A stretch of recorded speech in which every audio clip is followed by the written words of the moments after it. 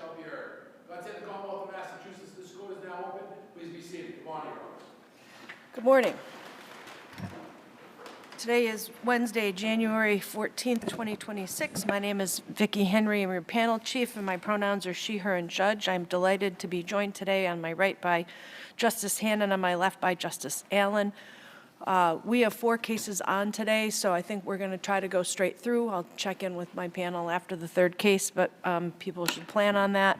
And in the appeals court, we have 15 minutes of argument per side, for better or for worse, no rebuttal. We're usually very interested in asking you questions, so I would encourage you to give us a brief overview, but be prepared at that point for questions and consider that a good thing. We say every time that we have read your materials thoroughly, and I think sometimes people don't believe us, so I assure you we have read your materials thoroughly, and we want to get to the heart of the legal matters.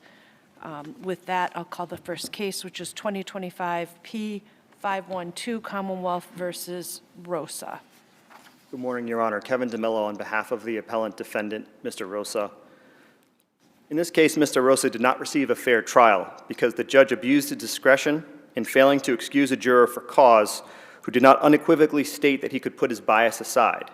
As a result, Mr. ROSA was convicted on insufficient evidence of constructive possession. And I'd like to focus that argument on juror 37 because I think that's the much more egregious case. In this juror, during his voir dire, there were 4 separate incidents or questions of note. The first one was a potential hardship, which I think the judge appropriately responded to. The second was his statement that he was brought up to believe authority and to believe law enforcement. And the judge then explained the concept of explicit bias and asked if you could put that bias aside. And his answer was, yes, I think I am. And we'd argue that that's an equivocal position. Is But that putting the wasn't. bias aside the right question in that context? I'm sorry? Is whether the juror can put the bias aside the correct question in that context versus, for example, can you be fair notwithstanding that bias? Well, I think the actual question should be, can you be fair notwithstanding that bias? There's been subsequent cases that have discussed that, although that was sort of in the context of a racial view of the justice system.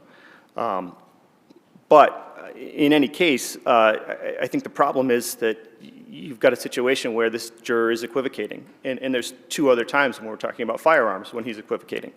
Firearms in school generally, do you have a concern that that would sway you and you wouldn't be a fair juror? That was a question by defense counsel, which goes directly to the question that you just asked, Justice Hand. And he says a little bit yes, that he can't be a fair juror. I mean, that alone should have been a serious red flag for this particular juror. But ultimately, doesn't the juror say that he would be able to be fair and put aside his bias and later confirmed with a yes, whether he would be able to overcome any personal feelings he had about firearms based on his experience with students? So I think the specific verbiage is important. Like on page 137, when he's asked if he could set the general bias aside, he said, I should be able to. And then with regard to the personal experience, he does say, yes, Your Honor, but then there's a follow-up question. Do you have any question that you might not be able to do that? And he responds with, consciously, I would do my best. And we would argue that those are equivocations. And then I think it's also important to sort of look at this whole thing in context. You know, there's a long conversation. The judge explains bias to him multiple times. They talk multiple times about whether he can put it aside. And although there is one, you know, can you overcome your personal feelings? Yes, Your Honor. But there's 3 other times where he equivocates. What weight do we put on the fact that the judge was there to see and hear how the questions were answered, as well as to have the words that we have on a cold record? Well, I think the judge has to have some deference under the case law. The standard is abuse of discretion. But again, I point to a case that I cited where that it says specifically, you know, the judge is supposed to exercise that discretion to be zealous to protect the rights of the accused. And so I think this is a case where this isn't just a question of, you know, a judge's findings of fact. This is, was the judge zealous in trying to protect the rights of the accused? And we would argue that he wasn't in this case. And obviously we cite the Van Long case and note that the verbiage in that case is similar, where the juror is saying, I will do my best. I would really hope that I could be a fair juror. And so while it's not exactly the same language, the language that Juror 37 is using is very similar to the language in that case.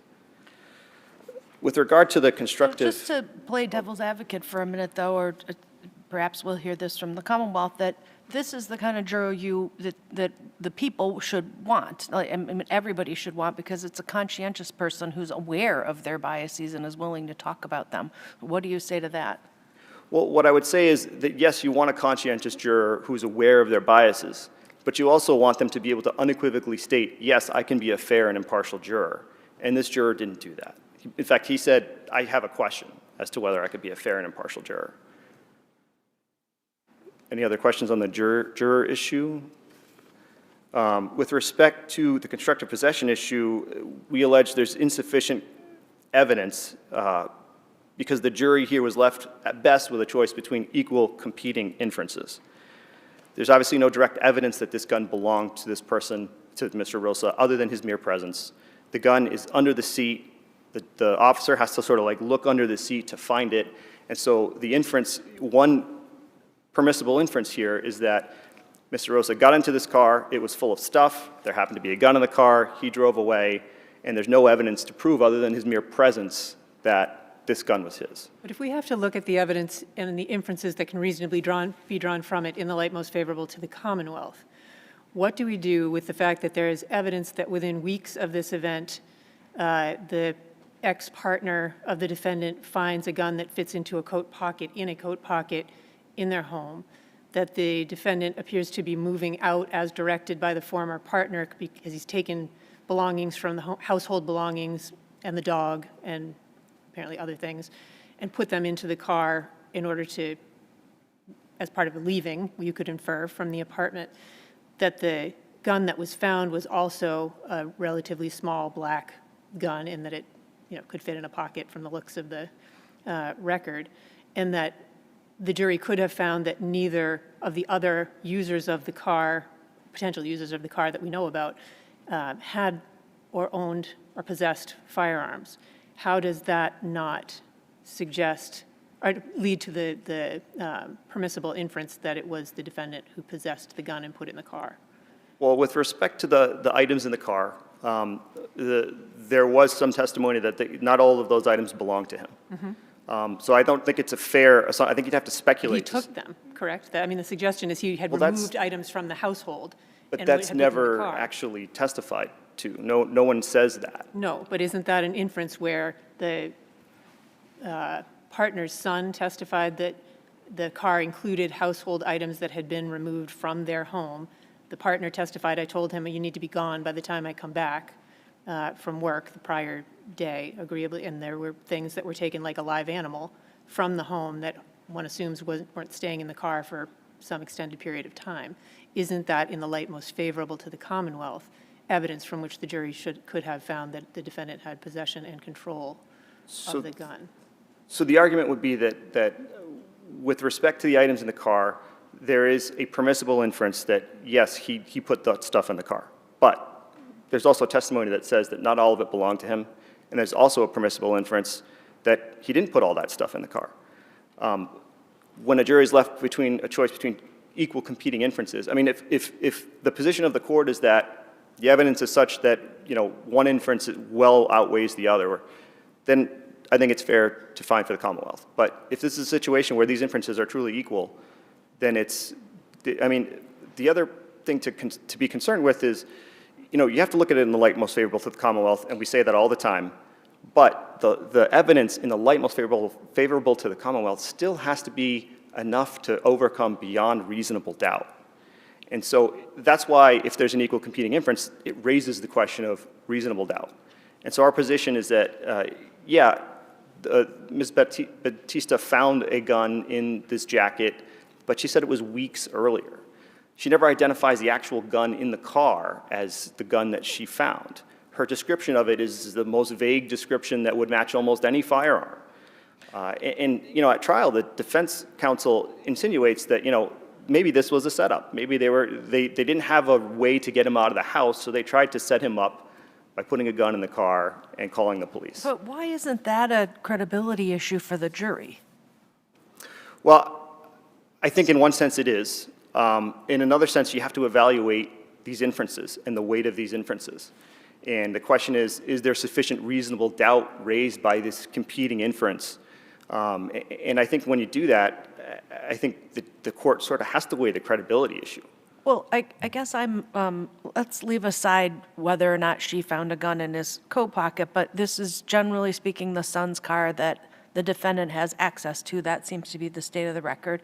And the son says, I did not leave a gun in the car. So I'm not really, I mean, I guess there's an inference there that it's the defendant's gun, but it's pretty direct. It's not, you're not reaching here. So I might be wrong. My recollection was that he said he didn't own a gun, not that I didn't put the gun in the car. I might be wrong. I'd have to look that up. Okay, but if he doesn't own a gun, then he's saying that's not my gun, isn't he? What else would that mean? I don't think that's necessarily true. You know, if you believe what the defendant's saying, maybe he got a gun from someone else.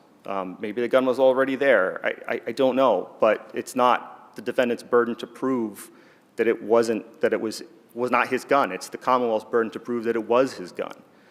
And again, the facts here, our position is that they raise sufficient reasonable doubts due to this competing inference.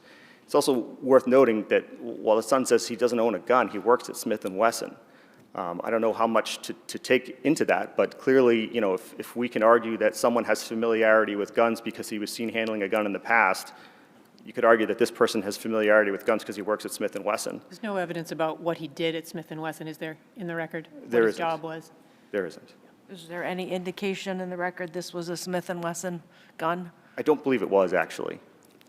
But again, it goes to the issue that he's familiar with guns, perhaps knows where to get them. Any other questions? If there are no other questions, then I will just rest on my the brief one here. other question, I Sure. just wanted to make sure we know factual. The Commonwealth argues the gun was immediately under the seat in which the defendant was seated within his reach. That's not contested by you, is that correct? Correct. I would just point out that, you know, this isn't like a case like Romero, and in Romero, the Supreme Judicial Court specifically rejected the notion that, you know, just because the gun is close in the car, that's not by itself enough. No, I understand that. All right, then I will rest on my brief if there's no further questions. Thank you. Thank you, Your Honors. From the Commonwealth?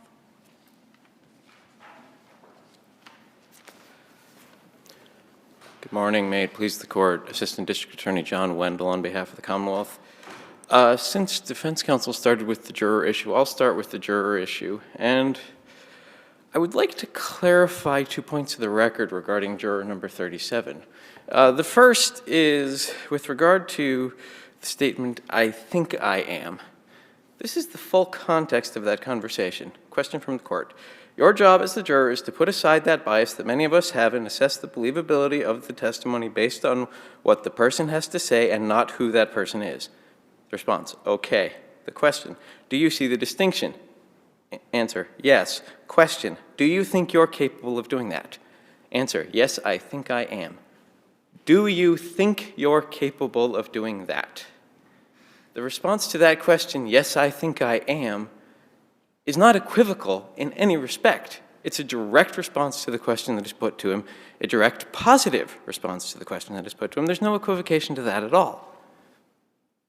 Similarly, with regard to the subsequent questions, the court says, so you've identified life experience someone may have come or you did come in contact with. Again, would you be able to overcome any personal feelings you have about that concerning that person that you know? Answer, yes, Your Honor. Continued question. When sitting in judgment of a person that you don't know and understanding the Commonwealth has the burden to prove all the elements beyond a reasonable doubt. Answer, yes, Your Honor. Question, could you do that? Yes.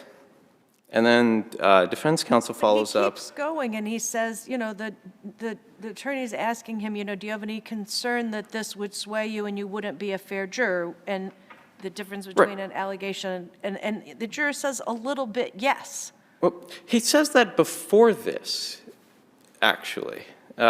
This is after that. This is the judge's follow-up. He says, yes, I could put that aside. Yes, I could be fair and impartial. Yes, I can decide this case fairly. And then defense counsel says, you were stating that you could do that. Do you have any question you might not be able to do that? The response is then, consciously I would do my best not to judge in any way. I'm just telling you my background experience. I don't think it would be fair not to disclose that. That's not an equivocal response to that question either. That's an affirmative. I wouldn't have that issue as far as I can consciously tell. That's not equivocation. And because there's no equivocation, there is evidence from which the judge can conclude that the juror is capable of being fair and impartial, and therefore he is within his discretion to find the juror capable of being so, and is therefore within his discretion to seat the juror. And defense counsel, this very same page, this is page 132 of the first volume, defense counsel agrees that the juror has been rehabilitated. So at that point, there's really no question that as a result of the judge's questioning, that the juror is rehabilitated and therefore is capable of being fair and impartial. And with regard to this whole idea of a bias towards protecting the defendant's rights as opposed to a bias towards rehabilitation, I'm afraid I still don't entirely understand what the defendant is trying to say with that, because bias towards rehabilitation is a strange way of putting it, because if a juror is rehabilitated, then they are capable of being fair and impartial, because that's all rehabilitation really means in the juror voir dire question. If a juror is capable of rehabilitation, they're capable of being fair and impartial, and therefore they can sit.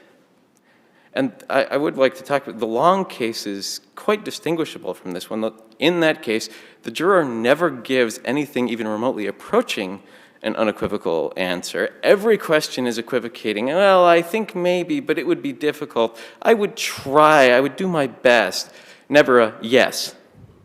This juror says, yes, I could do that. So Long is, despite the judge's efforts to get the juror in Long to say, yes, I could do that, the juror in Long never actually says that, whereas this juror does. So that's how Long is distinguishable. And that's the issue in Long, is that the juror isn't saying yes and the judge isn't just letting him go. I'm not trying to put words in Attorney DeMello's mouth on this one, but if we were reading the bias toward rehabilitation to be a respectful way of saying the judge was pushing hard to have the juror provide a particular response, specifically that the juror could be fair and impartial for reasons of, that could be whatever. Do you take issue with that characterization of the judge's questioning of Jury 37?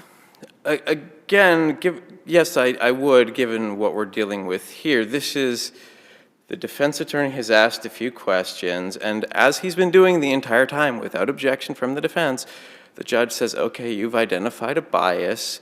Are you capable of setting that aside and assessing this case fairly and impartially? And he says yes, and the judge doesn't go any further. If the juror said, well, I don't know, I would try, and the judge said, oh, I think you're capable of doing this. Don't you think you're capable of doing this? That would be going too far. And I'll be frank, I have seen judges do things like that before, and that is not proper. If the juror continues to express equivocation when the judge is putting questions to them, and the judge continues asking questions until, for lack of a better way of putting it, they bully the juror into saying yes, that is improper. Here, this is the first time the judge has addressed these particular issues with this juror, asks him essentially one long question, and the juror says, yes, I can be fair and impartial. And that's it. Do you, changing tacks a little bit from that, thank you for the answer. Do you think that the question that the judge was asking here for Juror 6 and Juror 37, at least as far as Juror 37's description about the military family background basis for the concerns that he might have about being biased, was the question of whether you can put that aside the right question? That's, to be honest, I'm not completely sure. Versus? I understand the Williams case and the distinction you're drawing there, and I've actually pondered that question a few times. I think ultimately the way the judge phrases the question it has the appropriate effect of can you be fair and impartial. The ultimate question of can you be fair and impartial, notwithstanding this bias, is, I think, fairly presented to all of the jurors in this case.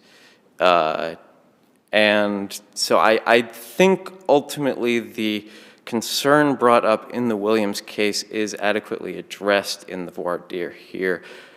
However, I think it may have been more prudent on the part of the trial judge to have phrased the questions a little differently.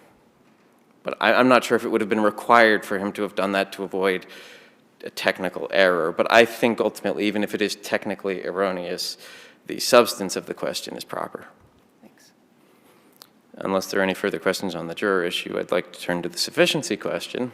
With regard to the sufficiency issue, I mean, very simply put, there's no reason to believe that the gun is in the car prior to the defendant getting into the car, and there's evidence that from the record to support. Why not? You can't, it seems uncontested that a person getting into the car couldn't see the gun. It was under the seat. That is true, but Did anyone testify directly that nobody else had access to the car, but at least the defendant and the son, or at least the defendant and the son and the mother? I mean, you know, most of us have young people, and my God, what they leave in a car. And their friends. That's a fair enough point, but there's absolutely no evidence in the record that anyone other than, frankly, the son is authorized to use this car. In the light most favorable to the Commonwealth, the car belongs to the son, and he is the only authorized driver of that car, and the defendant is using it without authority at the time he's sitting in the driver's seat. Was he charged with that? Yes, he was charged with and acquitted of use without authority.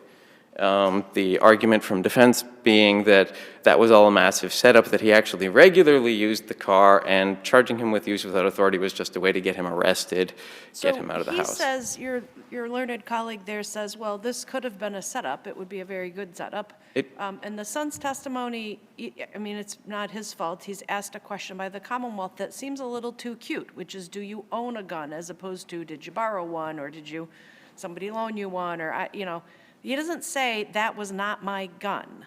That would be clear, direct evidence. And I guess I'm a little cranky because this month seems to involve a number of cases where the Commonwealth doesn't ask the just direct, plain question. And it would encourage, perhaps in your training, to have people just ask the simple, direct question, was that your gun? I will concede it would have been a little more clear from the record if the question had been put, is this your gun? It was not put to him. But as to the question of whether it's a setup, that's not taking the evidence in the light most favorable to the Commonwealth. That's taking it in a light favorable to the defendant.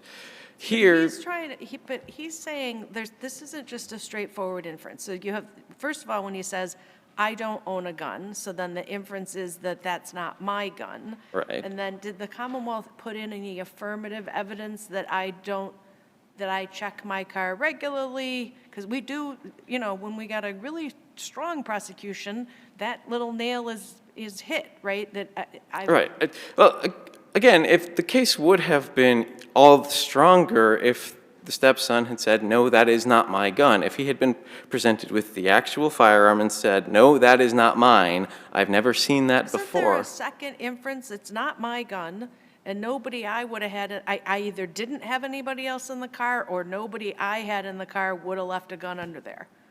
I don't think that second inference is required because he's the only, according to his testimony, he is the only authorized user of that vehicle, and he's the only one who ever drives it. Right. But do we have to infer that he never takes any passengers? Because once you put anybody else in the car, they can leave stuff in the car. Well, but in that case, we're going to the fact that it's under the driver's seat, within reach from under the driver's seat. Well, but in 8 million other cases, you're going to be up here saying, let me back up.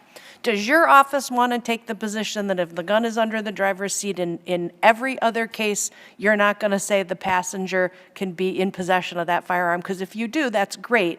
But I know whether it's your office or another office of the Commonwealth, that's not going to be the argument, that you're going to say, no, it could have belonged to any other person in that car. It's going, well, as with any other sufficiency question, it's a very fact-specific question. And I think in this inference in this instance, where the inference is that he has placed multiple items in the car and there's an item directly within his reach under the seat in which he's sitting, the permissible inference is that he put it there. Especially given that the owner of the vehicle denied ownership, and there's absolutely no evidence anywhere that anyone else put the gun there. Well, let's take it a different way. Let's assume in a hypothetical where the son says, that was my gun, okay? In that instance, is there enough to convict the defendant of possession of that firearm? If the son says, that's my gun, Yes. probably not. Okay. Because in that case, there's, the evidence here, So if the son didn't testify at all, and so the police found the defendant in the son's car with the gun under the seat, not visible to somebody who got in the car, I take it you also agree the defendant could not have been convicted of possession of a firearm? probably not. Because without the son's testimony, what we have is evidence that the defendant is sitting in the driver's seat with the gun within his reach, but it is not his vehicle, but there are items in the car that he has clearly placed, or at least inferentially placed in the car that day within a matter of hours to minutes of when he's arrested. Most notably the dog, which, yes, some of the property is not his property, but it's Did that property that he include the appears to have dog? taken from the family home, including the dog, which is joint family property, according to the testimony. So the defendant argues that the only description that Batista gave of the firearm was that it was black, but no other description, like approximately its size or how big the pocket was where the firearm was, right? That's more or less accurate, yes. Again, in terms of the Commonwealth putting in the strongest case possible, is there a reason why she wasn't shown the gun and asked, does this seem like the gun you saw? I can't say. Okay. I'll just say, though, that the inference that we have is that he has placed multiple items in the car. The only other person on the record that we have who is controlling using that vehicle is the stepson, who says, I don't own a gun, therefore inferentially it's not his gun. We take all inferences in the light most favorable to the Commonwealth. If there are two inferences that may be drawn, we take the one that is the light most favorable to the Commonwealth, and when we do all of that, the inference is that the defendant placed this gun there, therefore he's exercising dominion or control over it, and therefore the evidence is sufficient.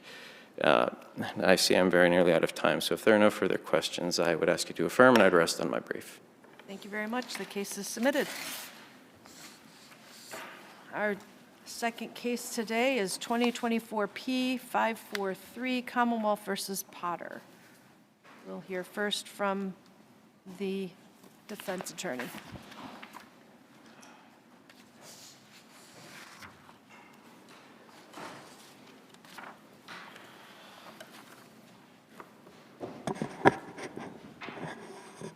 May it please the court. My name is Attorney Carl Suchecki, and I represent Matthew Potter in this matter. On January 26th, 2019, there was an event at the VFW in Squanton, Massachusetts. At that event, a cover band for The Clash played, and there was a lot of drinking and a lot of partying going on. And towards the end of the evening, there was a lot of, because of cheap drinks at the VFW, a lot of drinking, there's scrums going on, little fights here and there within the club. And the commander of the club shut the club down and ordered everybody out. Waiting outside the entrance of the club was Matthew Potter. Matthew Potter was looking for his brother who had been in the club, and he was going to give his brother a ride home. Matthew Potter was by the door, and testimony has it that as he was sitting standing at the door, Billy McCallum walks by and said, "I never liked you." And they get engaged in a fight. So it's Billy and Matthew fighting. Shortly thereafter, Billy's brother, Chris, joins the fight. So it's two brothers, twin brothers, fighting Matthew Potter. And they're on the ground, and they describe it as, rolling or in the ground, but they're beating up Matthew Potter on the ground, the two brothers. Mr. McDougal, who's a friend of McCallum's, sees this happening, and when the people are exiting the club, people say that it's a tornado of people. There's fights on one side, fights on the other side. One of the fights is Matthew Potter being beaten up by the McCallum brothers. Mr. McDougal comes by. He's a friend of the McCallums. He pulls Matthew Potter out of the fight, and he tells him to screw, get out, get away. And so Matthew Potter starts to leave. As he does, Billy McCallum gets up and wants to go after Matthew Potter when he was just fighting. And Mr. McDougal grabs onto Billy and restrains him from going after Matthew. Out of the corner of his eye, Mr. McDougal sees the brother, Chris McCallum, get up and chase after Matthew Potter. And there's testimony from the only person who testifies to what happens to Christopher McCallum. Mr. Deneen says there are 3 or 4 people who join Chris McCallum to go after Matthew Potter. And Deneen says, as he's looking, he calls after Chris. He says, "Chris." And the next thing he knows, Chris goes down. Now, there's other testimony by Billy, who's the brother, who gave testimony 4 different times in a cross-examination. You'll follow it. There were 4 different times. The first 2 times he gets statements to police. He doesn't remember it. He was too drunk. And then he starts to change the story. And the very last time he's interviewed, this investigation was a year long. And his final iteration, in his last interview, he says that he sees his brother with his hands down, and then he goes down. Does he testify to that at trial? He testifies that he sees his brother standing there, and he goes down. And this is a mayhem situation. There's a melee of people. Then Mr. Potter is accused of involuntary manslaughter. And based on the evidence, there's no testimony anywhere that there's any contact between Matthew Potter and any McCallum brother after he's picked up by Mr. McDougal. No testimony whatever. The only testimony you have is that Matthew Potter is near where Chris McCallum went down. They don't know how Chris McCallum went down. Matthew was being chased, McCallum went down, but nobody saw it. William Deneen is specifically asked, and he's the one who saw him go down. He says, "Was there a punch thrown?" Nobody saw a punch thrown. He denied there was no punch. There's no proof of a punch or any physical contact. But it seems like there's 2 possibilities here. Assuming there's no punch thrown in this second encounter, that whatever happened when they were on the ground rolling around caught up with Chris McCallum as he was starting to chase your client. That seems like it's one possibility. I'm sorry, I don't quite understand what you're saying.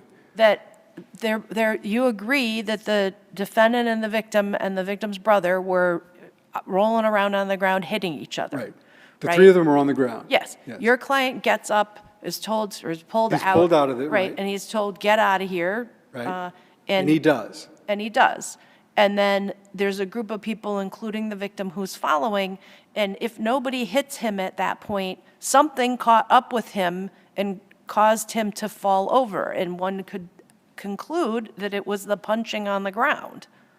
The punching on the ground? Yeah, when the 3 of them were rolling around. There's no testimony anywhere, or even in the Commonwealth's case, that any intimates that the result of the fighting on the ground had anything to do with the fall.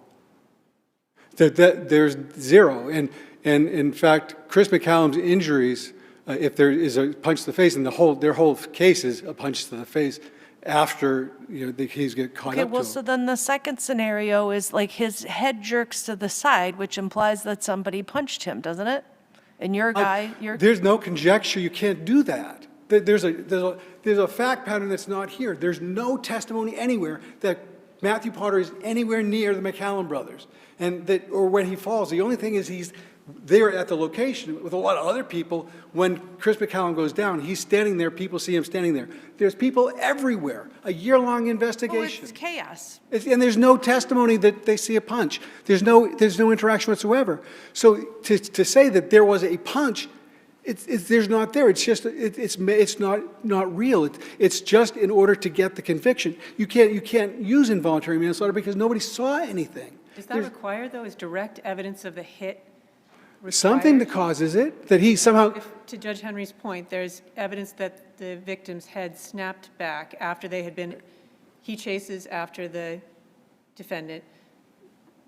They're close together at that point because immediately after the fall, your client is 2 to 3 feet away, standing over is described, standing over the victim on the ground. I mean, there are inferences that could be drawn from that. And presumably the 3 or 4 people who were with Chris McCallum chasing Matthew Not Potter saying it's are the also only with him. inference, but why is that not a reasonable inference? It's not a reasonable inference to say that he had anything to do with it. There's no punch. There's no evidence of anything except that he's standing there with a lot of other people in a parking lot full of people that are emptying out of a bar.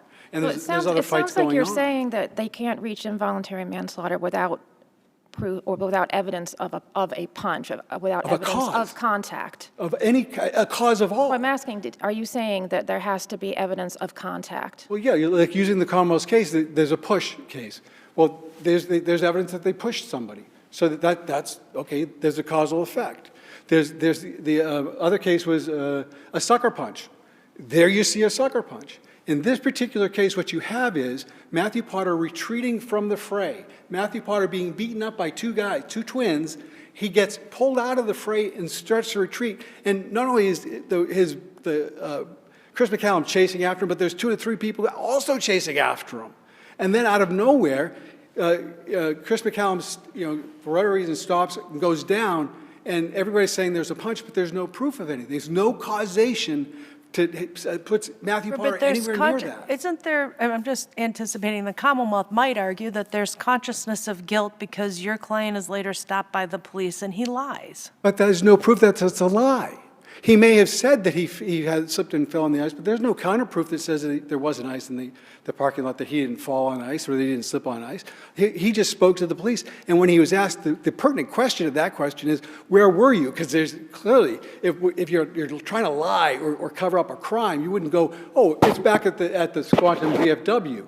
He admitted where he was. The only thing is he didn't want to go into the whole, talk about a fight with a cop. And that's not necessarily a lie. He's just saying that, but the pertinent portion of that statement to the police was, I was at Squantum. He told him exactly where he was. So he wasn't trying to cover up that. So I don't think that has anything to do with evidence or consciousness of guilt. He retreated. He left as he was supposed to. He was the one leaving. And even if there's any basis of fact, if they could possibly believe that there was a punch, because there's no proof anywhere of any kind of physical contact between Matthew Potter and the McCallums after the ground, if there's even with that, he had an absolute self-defense.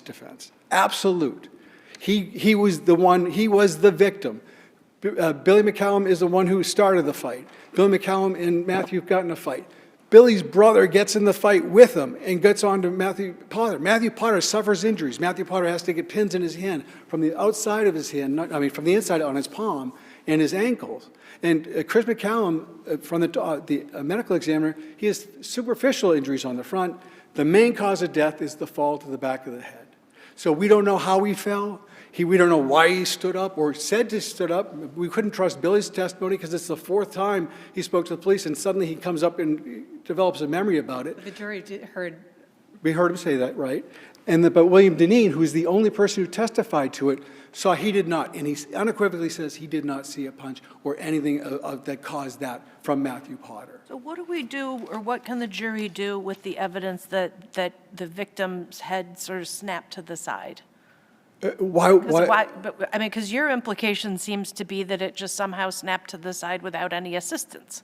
Even if nobody saw the punch, they could see the head snap to the side. I think you're still, there is no punch. You can't even, that's not a scenario. The only plausible scenario Why is. can't the jury infer a punch from his head snapping to the side? I agree with you. It's conjecture. It's building on nothing. The only thing you have is, and this is the testimony of Deneen, Billy McCallum is running, Chris is running with 3 or 4 other people, and they are jostling. There's a testimony in there that they're bumping into each other. So the most likely scenario is the guy tripped and fell and hit his head. Tragic accident, but not If he tripped and fell and hit his head, wouldn't you expect him to fall forward, but he fell backwards? It doesn't matter. It's a fall. It doesn't matter if he's twisted and fell or why his head jerked out. He's super drunk. He's over the legal limit 3 times. He's got some kind of antidepressant in him as well. This is not the first case we've seen, But- even probably, I think, at this facility, but yeah. But he could very easily stumble and fall. and he's with 3 other or 4 people chasing Matthew Potter, he could very easily fall and twist in any various ways when you're bumping into people and slam his head on the ground. Nothing. There's no proof that Matthew Potter had anything to do with the fall. 0. And even if there was, if you look at the self-defense, he did all the things he was supposed to do. He got up, he was told to leave, he left, and then he's being chased. Was he in fear? Sure, there's not only one guy, there's 3 or 4 other guys chasing him at the same time. So there's nothing here that proves that Matthew Potter had anything to do with the fall, that Christopher McCallum fell. It's a tragic accident, and that's all it was. There is no proof anywhere that he punched him, and anytime you say that there was a punch, there was no. That's just, there's none. There's no proof of a punch, so you can't say that. You could say, well, what about the branch that hit him in the face? Well, there's no branch either, but it's just as relevant as saying that there was a punch, because there's no proof of it. Was he hit with a lead pipe? There's nothing you can say that's not. You're saying when a witness testified that they saw his head snap to the side, that nobody could infer that was from a hit? Absolutely, especially when you have that amount of people in this scenario, and you read the facts. Everybody sees everything. They're talking about fights over here. They're seeing who's touching whom, doing everything. It's a close-knit community. This was a very highly intense a trial in a very small community. I think. But what does the number of people have to do with it if you're saying that there was no evidence of a punch? Do we need the punch or not? Yes or no? Yes, and my point you're saying is that there can never. Somebody would have seen it, and everybody's talking there. Nobody saw it, and there are people who say that they saw. Excuse me, but that's a different argument. Are you arguing that without testimony that somebody saw a punch, it can never lead to involuntary manslaughter? Based on this fact scenario, and this is a very fact-specific case, that very first element, that he caused the death. You're saying there are situations, there are trials where the inference can be made, even if somebody did not see it. This is not here. And because you have so many possible witnesses, it's a year-long investigation. Nobody said that Matthew Potter hit him. Nobody did. Nobody. There are people who said that he fell. Was there any evidence submitted other than about the victim's posture, other than his hands were down by his side? We have his hands fell, from one is Billy, which we can't trust because it's just so, his 4th down the line. But the William Deneen, who's the only person who saw it, said he did seem to stop up and then go down. But unless you do that jump of guesswork, surmise, and conjecture, you can't get to causation because there's no proof. So there were 2 people who testified that his hands were down by his side. Deneen. One is Billy, One and is Billy, one is and one William is Deneen, who William. said, I don't know about the hands by the side, but he did see, he said he kind of jerked up and then went down. But for whatever reason, he went down. There's no proof that But there was no other evidence other than those 2 people as to the victim's posture. That's the best of my knowledge. So Mr. Potter should not have been convicted of involuntary manslaughter. If, in fact, you thought he should, he had a valid self-defense based on the facts in this case. So thank you, Your Honors. If there's any more questions. Thank you. We'll hear from the Commonwealth.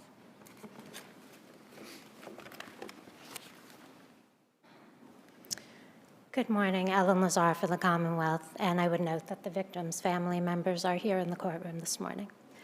This court should affirm the defendant's conviction of involuntary manslaughter because the evidence at trial and the reasonable inferences from that evidence, viewed in the light most favorable to the Commonwealth, not in the light most favorable to the defendant, which is how the defendant presents the evidence today, were sufficient to support the verdict.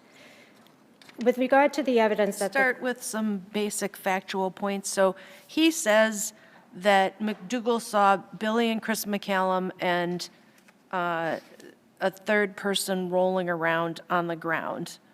And do you agree with him that 3rd person was the defendant? Yes, I do. Okay. And do you agree that no one testified to seeing the defendant punch Christopher McCallum? No one testifies to directly seeing a punch.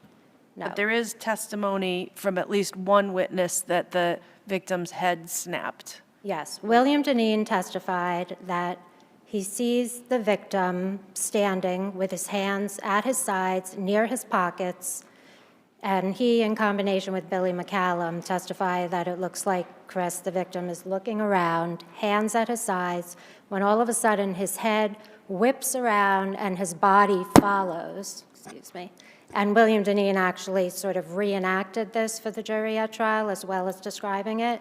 His head suddenly whips around, his body follows, and in William Deneen's words, he falls, quote unquote, like a tree. He hits the ground. Scott McDougal, who hears what he calls a loud thump and a very loud cracking noise, immediately looks over and sees Matthew Potter standing 1 to 2 feet away from the victim over his body. Billy McCallum also looks over at that moment. He doesn't see the victim's head snap around, but he sees him standing with his hands at his side. Next thing you know, he sees him on the ground, and he sees Matthew Potter 2 to 3 feet away from the victim's body. And I would... He says that Billy's testimony evolved over the course of the year and that there were 4 different versions of his testimony. What do you say to that? I say that he was impeached at trial with his prior statements. The jury were instructed about considering prior inconsistent statements, but they heard his trial testimony, and it was for the jury to discern what they believed. And again, it needs to be viewed in the light most favorable to the Commonwealth. And his trial testimony was that he saw his brother standing there with his hands at his sides, looking around. Next thing you know, he's on the ground with the defendant only a couple of feet away. And I would also dispute the assertion that when the defendant was pulled out of the scrum, which, by the way, the defendant characterizes as the 2 brothers are beating up on Matthew Potter, the testimony is that the 3 men are, quote unquote, rolling around, and that barely any punches actually landed. But the 3 were clearly fighting. McDougal runs over, he breaks it up, he pulls up Billy McCallum, he pulls up the defendant, he says to the defendant, "Screw." Yes, the defendant starts to move away, but he stops about 10 feet away. And he and Billy McCallum continue to just scream and yell at each other. McDougal denied that he was physically holding back Billy McCallum. He explicitly was asked that, and he said, "No. I was standing in between the 2 of them. They're still screaming at each other."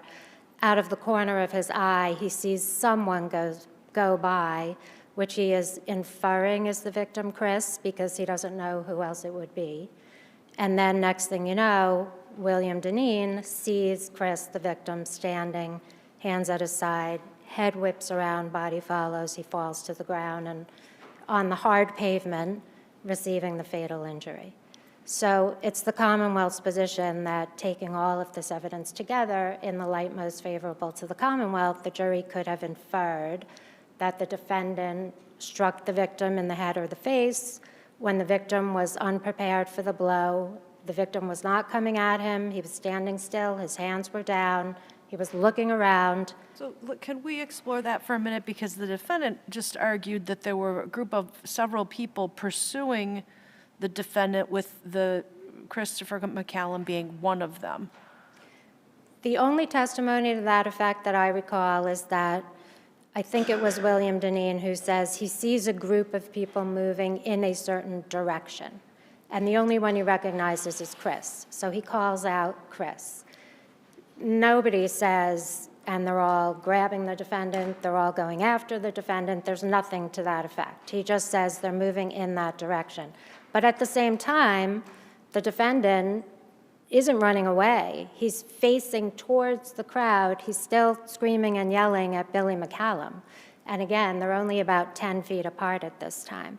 So there's certainly no evidence that he just turned around and ran and people chased after him and grabbed him or anything to that effect. And with regard to the defendant's claim that the victim might just have fallen, there was no evidence whatsoever of that. The one piece of evidence the defendant cites in his brief with regard to the victims possibly having fallen did not come in at trial. It was one person's grand jury testimony that was not before the jury at this trial. What was the victim's level of intoxication? Do we know that? I believe it was 0.2 something, but I think that that's somewhat irrelevant. If there's no evidence that he fell, and also, again, viewing it in the light most favorable to the Commonwealth, given the evidence of what happened to his body. Everyone agreed that this was a dark parking lot. And so they couldn't see everything that clearly, but what William Deneen could see was Chris standing there with his hands down, his head and body suddenly whipping around out of, that wouldn't just happen for no particular reason. And given the fight that had just happened and the fact that after Chris falls, the defendant is standing over his body as it was described, I think the jury could have inferred from that. Was there evidence that the defendant was severely beaten? That is, the defendant quotes that in the brief, and I couldn't find it in the testimony. Was there evidence that he was severely beaten? There was evidence in the defendant's case. He presented his medical records, which showed that he had a broken thumb that was surgically repaired within a month of the, and he had some bruising. There was also evidence that shortly, and as Your Honor noted, the Commonwealth also argues that the defendant demonstrated consciousness of guilt when he, after, in the Commonwealth's position, punching the victim, he flees, he's pulled over, he has a bloody swollen lip that the police officer notices, asks him about. He says that he slipped and fell on ice. And contrary to the defendant's representation, there was evidence that there was no ice. 2 witnesses testified that there was no ice in the parking lot. So with the broken thumb, the defendant argues it was from having his hand stomped on. Is there evidence of that? Because otherwise the implication could be that it was from punching somebody. There was no evidence of how his thumb was broken. And was his ankle also injured? In the medical records, there was evidence of bruising of his ankle. And I don't remember whose brief it was in, but there seemed to be some testimony that a bunch of people immediately after Chris McCallum fell, that there were a bunch of people holding Stephen Potter down, which the implication seemed to be that people thought he was the one that had felled the victim. Yes, but there was a witness, Mr. Riddell, who testified that he went over to those people and told them to leave Stephen alone because he was with Stephen at the time. No, but I guess the point, though, is that the people who were closest seem to have zeroed in on somebody who committed this act, and it wasn't the defendant. Well, what had originally happened was that Stephen was in a fight with the post commander, Mr. Doherty. First, the post commander hit Stephen, and then Stephen came back and quote unquote sucker punched Mr. Doherty. So because of all of that, Mr. Riddell, or 2 other people, made Stephen leave the premises. Mr. Riddell was sort of holding him down, waiting for the police to come. Mr. Riddell was standing with Stephen at the time, about 40 feet away. People start talking about something else happening. Stephen makes some statements to Mr. Riddell that imply that Stephen thinks it's his own brother on the ground. Because it's 40 feet away, they can't tell who it is. They both go over, they realize that it's Chris. Now Mr. Riddell leaves Stephen alone and he's trying to help Chris, so other people who don't know grab Stephen again.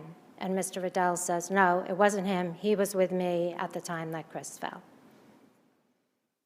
And lastly, it's the Commonwealth's position that, again, viewed in the light most favorable to the Commonwealth disproved self-defense because given the victim's hand position down by his sides, the defendant didn't show reasonable fear of harm, and in addition, he could easily have retreated, avoided any combat. He was told to leave, he didn't leave. But does it matter if several people were pursuing him?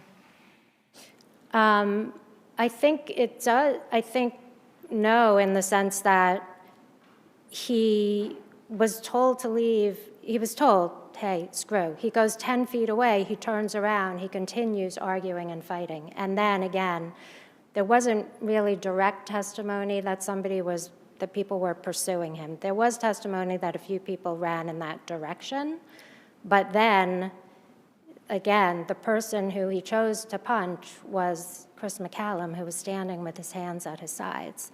So I think he could have avoided combat, he could have retreated, he could have actually left when he was told to leave, and also it's the Commonwealth's position that he used more force than was reasonably necessary in those circumstances. Based on the hand position again for that? Yes, yes.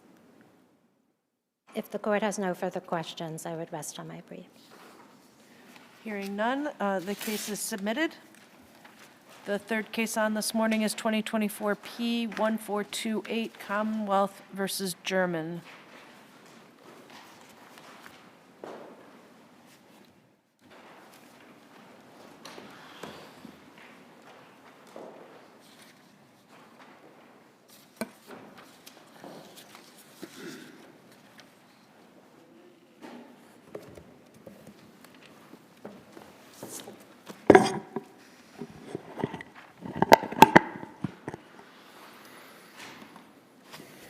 Good morning, Your Honor. Mitchell Kost on behalf of Mr. Jorge Herman.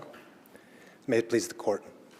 The trial court below, the trial court below rested its findings that the pat frisk was justified in this case on 3 subsidiary findings of fact. First, that there was a noticeable bulge in Mr. Herman's clothing near his waistline. Second, that he made a gesture of concealment or adjustment of his waistband.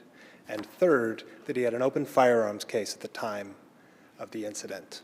The first 2 findings of fact are clear error, and the third, standing alone, is insufficient as a matter of law. Is the clear error argument, does it depend entirely on our determination that the video directly contradicts the judge's findings? No, Your Honor. I think you can also look at the testimony itself, which was contradictory, unclear, and nonspecific before you take into account the video. So, for example, Officer Capriles, who I think is the central witness, or the most important of the officer's testimony, his testimony about the gesture is confusing. He says he pushed the gun to the left or to the right or down, and then later says, well, he adjusted the waistband. The demand for specificity is the central teaching of this court's Fourth Amendment jurisprudence. And what you see in the record is, again and again, the lawyers are trying to get these officers to be more specific, and the officers respond in generalities. So Does it, I mean, obviously, we prefer the testimony be consistent all the way through, but if whether it's left, right, or down, the issue is that he's touching his waist and manipulating an object. The particular direction doesn't matter, does it? I think it matters for the clarity and weight of the testimony, but the primary thing that I would ask the court to look at is the video.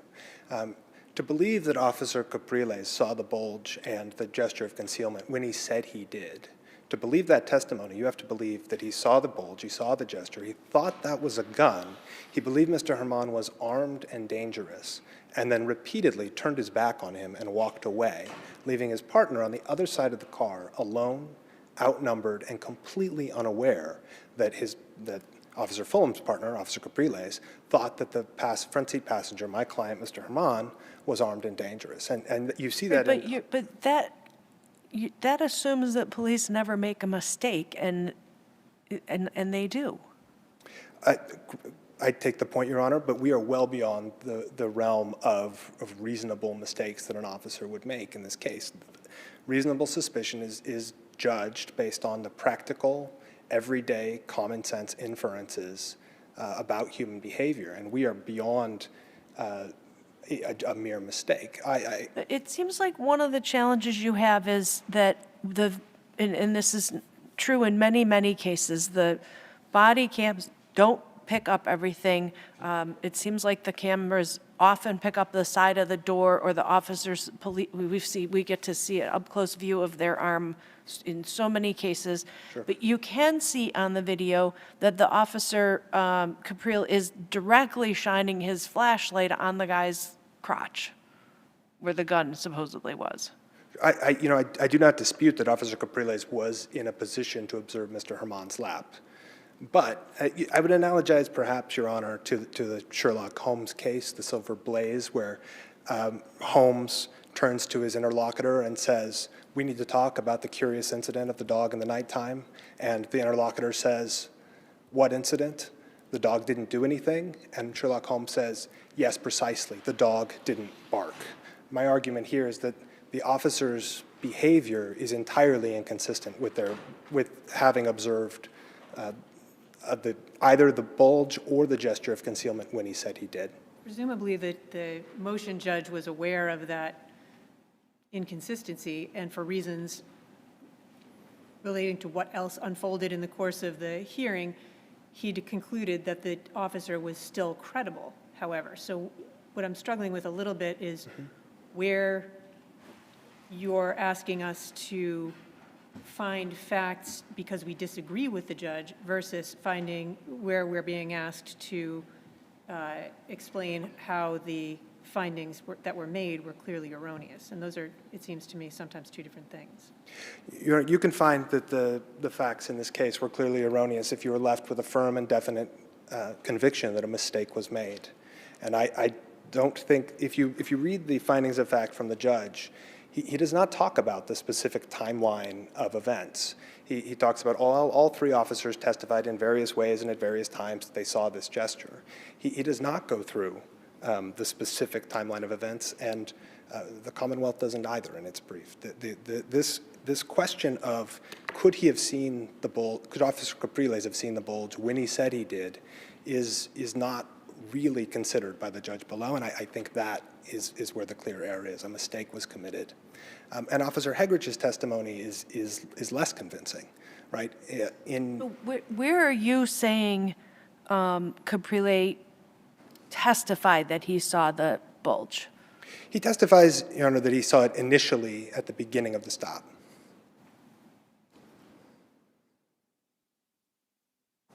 And there are two opportunities where he was in the position. He's out the window for two specific time periods. At the beginning, and then he moves to the back of the vehicle where he can't see Mr. Herman, and then he comes back to the window, and then he leaves to go to the cruiser for a significant period of time. And so for both of the times when he was in a position to observe, him turning his back and walking away is after both of those periods. So the specific time, again, the officer was vague about this. It was nonspecific. He turns and walks away. And so that point stands. I don't think that depends on him specifically pointing out exactly when he saw the bulge. And Officer Hegrich's testimony is similarly problematic. The contemporaneous police report does not mention him seeing a bulge of any kind. His testimony is consistent through direct examination and through almost all of cross-examination that he did not see the bulge. He stops and corrects himself mid-sentence. He says, my partner told me about the bulge, that he saw the bulge. And then at the very end of his direct testimony, the judge turns to him and says, wait, did you see the bulge? And he says, yes, Judge, I saw it when we went to the door, we opened the door, and we were executing the exit order. But that's the one time when we get a clear shot of Mr. Herman's lap. And the judge and Officer Capriles agree that there was no bulge visible right when Officer Hegrich said that he could see one. And for what it's worth, at trial, he also does not testify that he sees the bulge. He's asked to list all the reasons why he believed there was reasonable suspicion for the pat frisk, and he does not mention the bulge. The one time he does is when the judge specifically asks him. And Defendant does not renew the motion to suppress after the trial testimony, right? he asked for reconsideration. He asked what? He asked for reconsideration and an interlocutory appeal, but he didn't ask for reconsideration after the trial testimony. He did not. That's correct, Your Honor.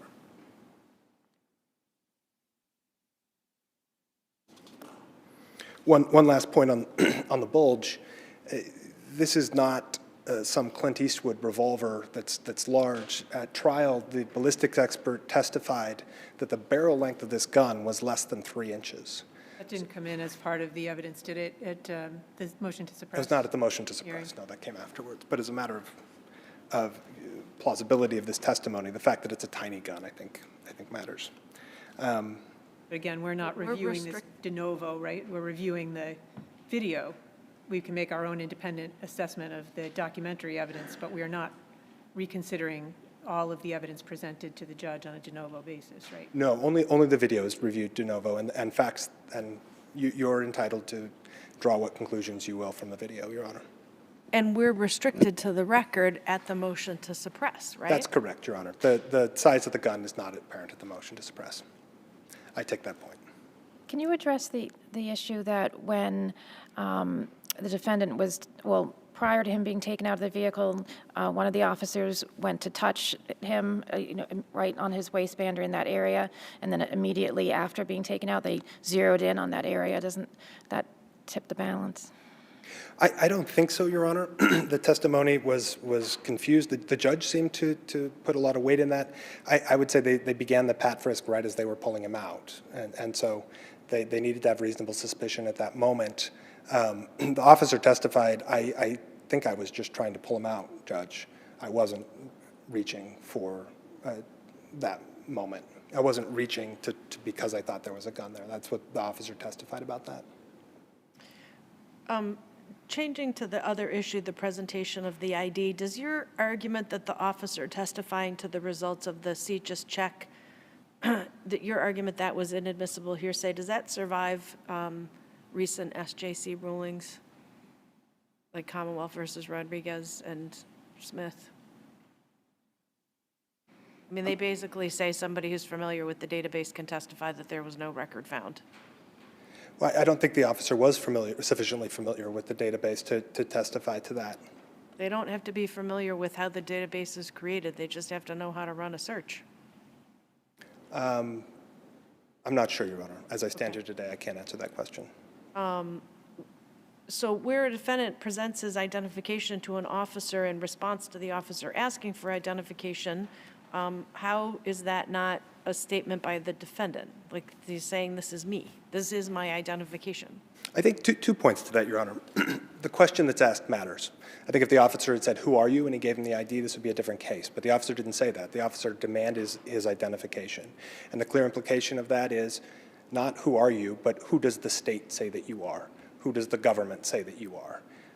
And as a second point, by handing the person your identification, I don't think you necessarily adopt all of the information on it. So even if by handing him his identification, he was admitting to his name, identifications include lots of information. Some include hair color or... They're not necessarily static factors. Birth date, even name, maybe not, but birth date is a pretty static factor, right? That's not subject to change. That's correct, Your Honor. But the broader point is that if your hair color or weight had changed, you wouldn't necessarily think if you're handing in the officer the ID that you're lying to them about those factors. I'm sure it's not a surprise to you that people sometimes falsify the date of birth on their driver's license. I'm aware. Or their state ID to get an advantage, either usually to drink in a bar. If you hand over an ID that has a false date of birth to make you seem older, have you committed a crime?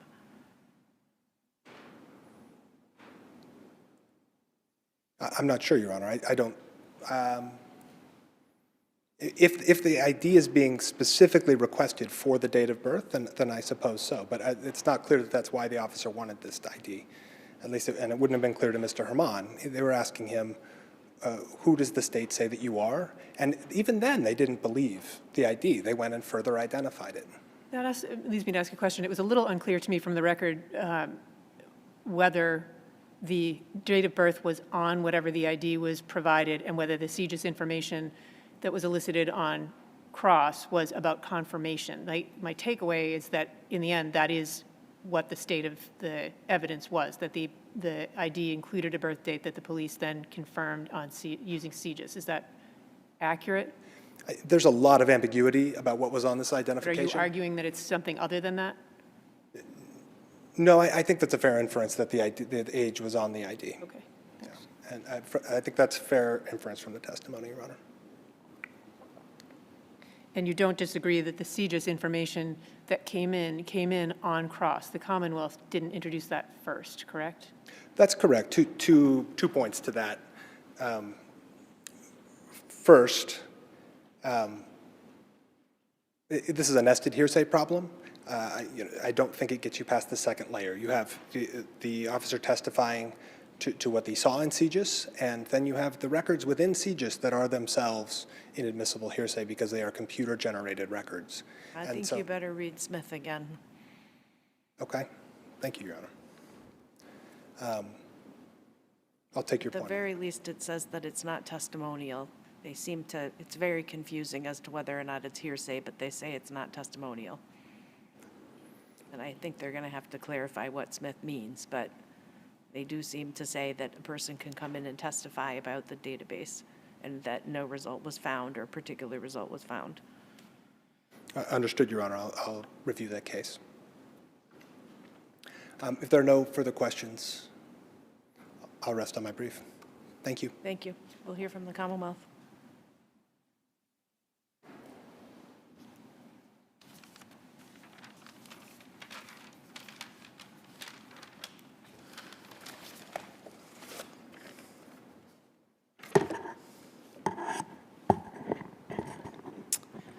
Good morning, and may it please the Court, 88 Charlie Marshall on behalf of the Commonwealth, asking this Court to affirm the defendant's convictions because his motion to suppress was properly denied, and there was sufficient admissible evidence presented at trial that the defendant was under 21 years old at the time of the incident and thus legally prohibited from having a license to carry. I want to start by addressing something that I think Justice Hand was getting at, this credibility issue. So I believe that the defendant's brief and argument conflates factual findings with credibility determinations, and I do think the standard is different for both. The standard for this Court assessing the factual findings is clear error, and I would suggest that that applies equally to the testimony as well as the video. The video in this specific case should not be reviewed de novo because it is abundantly clear based on the judge's findings that the video itself was inconclusive of the ultimate issues. Let's take an extreme example that's not this case, right? So the officer testifies that it was raining, and we're watching the video and we see beautiful blue sky. At that point, can the judge find that it was raining? Could we affirm a finding that it was raining? So your point is well taken. I do think there are some scenarios where this Court can permissibly make separate credibility determinations when it's that egregious of essentially or an impossible mistake. However, that's not what we have here. And the defendant does cite some federal case law to that extent as well. But even in that federal case law, the standard is essentially that it must be, the judge's credibility determination must be so internally inconsistent or implausible on its face that a reasonable fact finder could not credit it. That's not what we have here. What we have here is... Well, it seems like you have a problem here. I don't know how it's going to come out, but we have, you have to show under Torres-Pagan both that that he was armed and that he was dangerous. So let's break this down into small steps. When is the first moment that you think, or the judge found, that he thought, Officer Capriles thought that this defendant had a gun? Because it seems like it's the very first encounter when he walks up to the window. So I disagree it's that early. I know that the defendant in his argument said that Officer Capriles' testimony was that he initially saw the bulge. I think the timeline as testified to by Officer Capriles is a bit more hazy than that. The only definitive testimony he gave on the timeline in terms of these observations is that he had seen the bulge and the movement both prior to the exit. Where in the course of him being at the side of the window he specifically sees them is a little bit hazy. Is it prior to him reapproaching for where he does give the exit order? It's not direct. I think that's the most reasonable inference from the evidence that he would have seen it. If we can't tell and there's no finding, shouldn't we be sending it back to figure that out? No, because the most relevant timeline here is that all of these observations and these factors existed prior to the exit and the ultimate frisk. That is the ultimate determination in the relevant timeline in this case. But getting to your question in terms of the factors that he had justifying the ultimate exit and the frisk. So he has seen the bulge that he testified not being consistent with male anatomy. He saw these waistband movements that the officers defined as security checks, pushing down toward the waist area, and that all of the officers who saw these movements testified that they were consistent in their training and experience with an effort to conceal that firearm, which is an explicit and important factor delineated in our case law before Torres-Pagan and since. They had the ankle bracelet that he was currently under. They had the puffy winter coat, which is not the most determinative factor, but is also an explicitly enumerated factor. I would point the court to... Wait, but wasn't there also a testimony it was 69 degrees? I don't know that there was direct testimony that it was 69 degrees. I have a memory that on cross-examination, Officer Capriez estimated that it was about 90. We know it's the first week of June. We know that everybody on scene in the body-worn camera. We've had 70-degree days in February, and I think Boston has had snow in June. So again, to the point of the Commonwealth making its best case, I don't think at this point we can make any assumptions about the weather. Could you just put in direct evidence of what the temperature was? You In could. every case, not just this case? You could, and there's no explicit direct evidence of that. But everybody on this body-worn camera, including the two other occupants in the car, are wearing T-shirts. I know, but men wear shorts in February, and people get, I'm going to make an inference here with his name being Jorge Herman, that maybe he's used to a warmer climate and 69 degrees is cold. And I don't want to think that someone's going to think I have a gun because I'm wearing a puffy coat at 69 degrees. And Your Honor, It's just cold. my argument is not that that puffy winter coat is the most determinative factor. I'm saying that the court has recognized that it isn't a factor in Resende in 2016. The most important factors So here. let's go back and let's assume for the moment that we look at all of this, that's being given to us, and it seems like the officer first saw the bulge when he first approached the car, and then he turns his back on the defendant. Do we take that into account as to whether or not the defendant, we do have to, the judge should have found, and we have to conclude that he was dangerous, right? So that he was armed and dangerous, Your Honor. Yeah. So so if the officer turns his back on him, So I think, if your because question I really is, don't want this case to hinge on us concluding that the officer was either stupid or engaging in profoundly risky behavior. so if your question is that a relevant analysis of the motion expressed for the motion judge and for you, I would say yes. However, I would point out to the court that this exact argument, that turning the back, walking away, and that he never would have done that if he had actually had a reasonable fear that the defendant was armed and dangerous, this was the exact same argument that motion counsel made at the motion to suppress in front of the motion judge.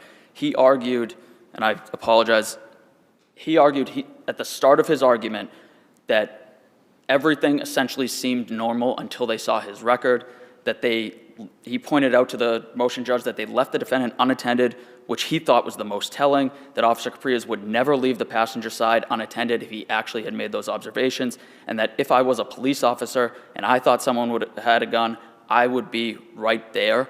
Essentially, that argument is indistinguishable from the argument that the defendant now makes on appeal. Objectively, would you want to be this guy's partner if he thought that he saw a gun and he didn't tell you? So, Your Honor, both of the other officers, Officer Hegerich and Officer Fulham, were asked specifically this type of question on cross-examination, and they gave different answers that disagreed with the interpretation that the defendant now takes of that video.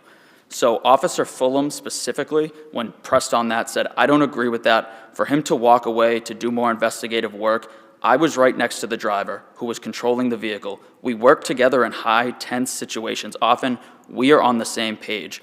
We felt that it was safe in that moment for them to go back and do the work that they needed to do, while me capturing the attention of all three occupants rendered that situation safe. Just because an officer doesn't immediately rip him out of the car as soon as he sees the most two pressing I'm not saying rip factors. him out of the car. If he thinks he sees a gun and he doesn't in any way communicate that to his partner, would you have a concern about being his partner? So I don't think that's the most relevant question. I think whether, basically It what... certainly seems to go to whether or not he's dangerous. Are you thinking, oh, well, because... So the officer, Fulham, who's left at the side of the car, not knowing the other guy, Capriel thinks he has a gun, do you think that is best practice, to not tell him I'm concerned he has a firearm? So there is testimony from Officer Capriez, and again, it's not completely definitive, that he, in his normal practice, indicates to his officers on scene his observations. He stated that he believed in this situation that he indicated that via head nod. It's also clear from the testimony that Capriez and Hegerich have a conversation at the bulge even before Hegerich makes his own independent observation of that bulge later at the time of the exit order. So there is communication happening, both verbally and non-verbally, to let them know that this is a situation. And additionally, Officer Fulham is making observations of movements that he is concerned. But these officers testify clearly that in these situations, having worked together in the past, they are able to trust each other and to communicate and to know with each other what is going on so that they can go forward and conduct the stop while making it safe to do so despite concerns that an individual is armed and dangerous. And I think the most relevant question is whether or not it is clear error in terms of this credibility determination that he made all this up after the fact. That's why he left the car, because he didn't see these. What the defendant is offering is a competing interpretation of the video. His interpretation is he didn't know about these, went back, ran the information. Well, he is, but he's basically saying that you wouldn't turn your back on somebody who's armed and that you think is dangerous. And that argument was in front of the motion judge, and so was the testimony from the officers in terms of why they did and why they felt it was safe to do so. The motion judge evaluated. Argues that Mr. Herman the fact that he had an open firearms case is, are you contending that that fact alone is sufficient to justify the pat frisk? He says it's not. No, that would not be enough in and of itself. However, that's not all we have. Obviously, we have the two most relevant considerations and factors, that being the bulge and the movement and concealment. And in terms of... If we take the judge's questions out of the mix, was there reasonable suspicion? Because that seems to be a concern the defendant is raising, if not obliquely or directly. I do, and so addressing one that specifically came up on argument. So I disagree with the defendant's characterization of what Officer Hegrich's testimony was. So Officer Hegrich testifies that early in his testimony that he saw a bulge, but the timeline in terms of when he saw it was hazy. The judge asked a clarifying question in recognition that it wasn't definitive, and essentially asked him, when did you hear about it or did you see it? And Officer Hegrich's testimony is definitive at that point, that he wasn't the one who initially saw it. Capriez saw it first. He told him about it, and then when they went to exit him, it is at that point, that is when Officer Hegrich saw the bulge. That is not inconsistent. And I do think it was in the testimony before even the judge clarified that. But even without that clarifying question, it was the one point of the timeline that was definitive is that these observations were made by the officers prior to the exit and frisk, which is the determinative point for this court to decide whether or not there was reasonable suspicion that he was armed and dangerous at that point. And I do want to point the court to just a certain amount of cases. So I obviously cite Guardardo in my motion. However, I cited for the licensure portion of the argument. However, Guardardo did have a motion to suppress claim as well, claiming that the defendant's motion should have been allowed. In deciding that, the SJC definitively said, and this is after Torres Pagan, that if an officer has reasonable suspicion that a person is carrying an illegal firearm, that is a sufficient basis upon which to conclude that that person is armed and dangerous, so to justify a pat frisk. That is exactly what the officers had in this case at the point of exit and frisk.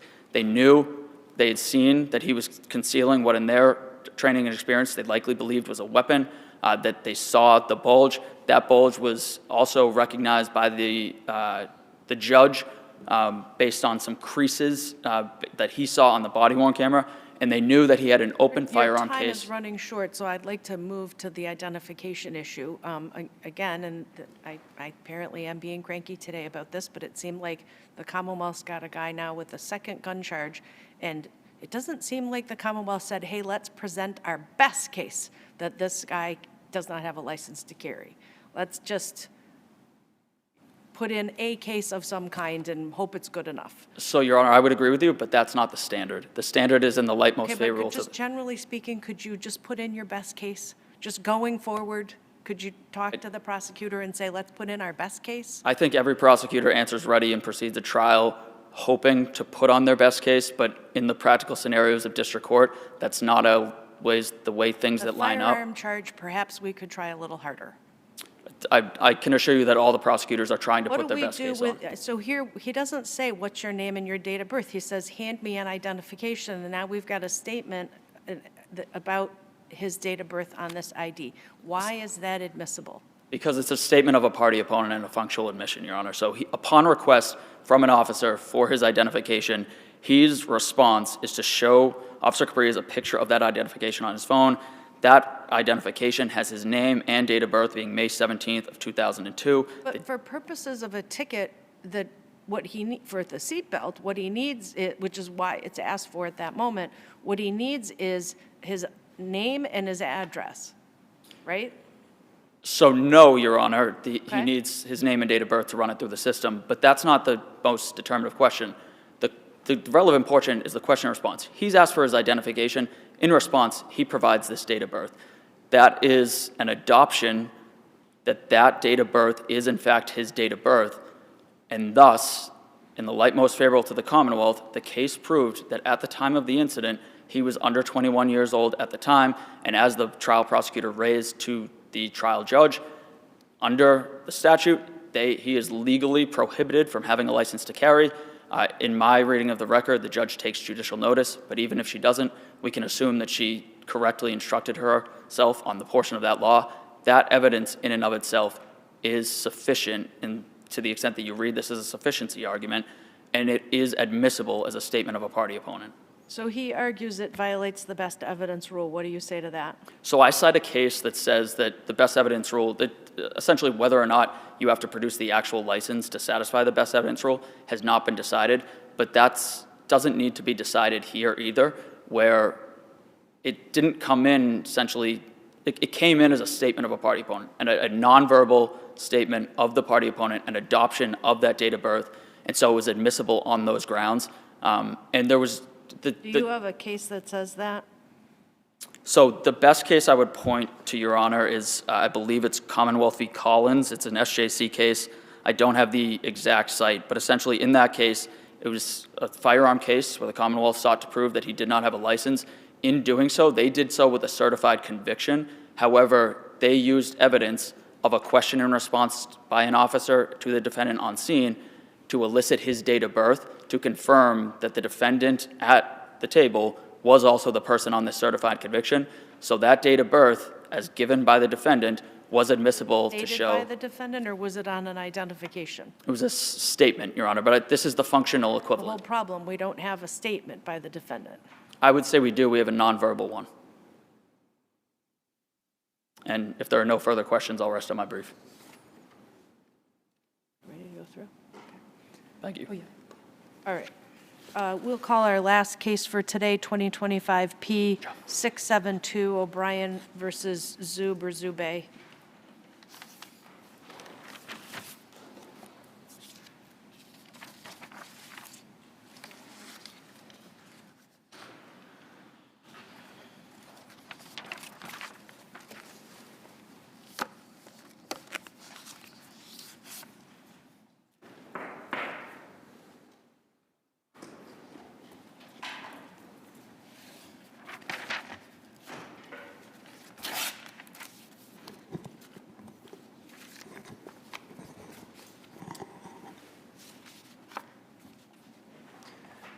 Good morning, Your Honors. May it please the Court, my name is Don Bornstein. I represent the appellant, Kevin O'Brien.